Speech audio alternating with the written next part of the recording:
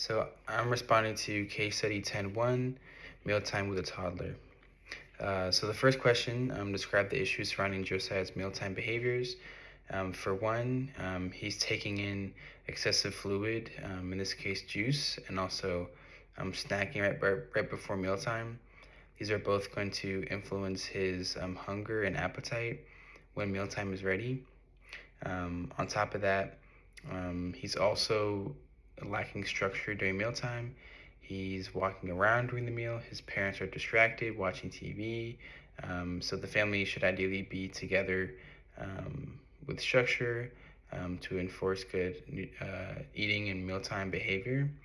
And again, he should be avoiding these high energy rich, yet not nutrient dense snacks right before.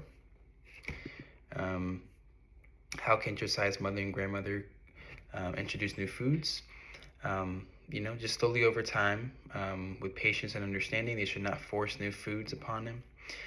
One thing that may help is maybe pairing it with foods that Josiah already prefers, so to help with the process of being introduced and taking on new foods.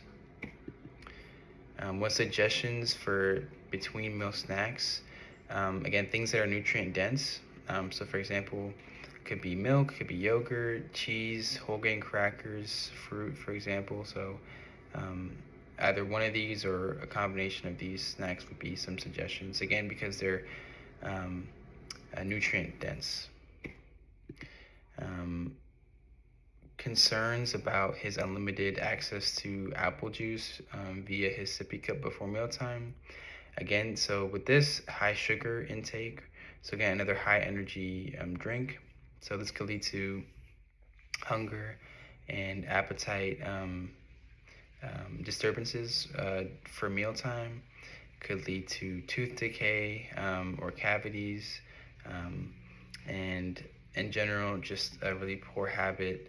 If he should be drinking anything, it should be water or milk, especially at this age. To kind of introduce and influence his healthy eating behaviors and to develop them over time, just being consistent. It's the responsibility of the caregivers to provide the structure and the habits, and to also reciprocate and demonstrate. So this kind of goes to the idea of division of responsibility. So it's really on the caregivers to do that, to provide the environment and the appropriate behaviors.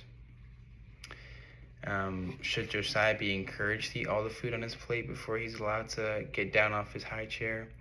No, because again, we should not be forcing children to do anything. They have the ability to regulate their food intake. And again, the concept of forcing things onto kids can lead to poor eating behaviors over time, and resentment, or just negative feelings toward foods or mealtime in general. So we want to encourage healthy habits, and as well as their ability to self-regulate.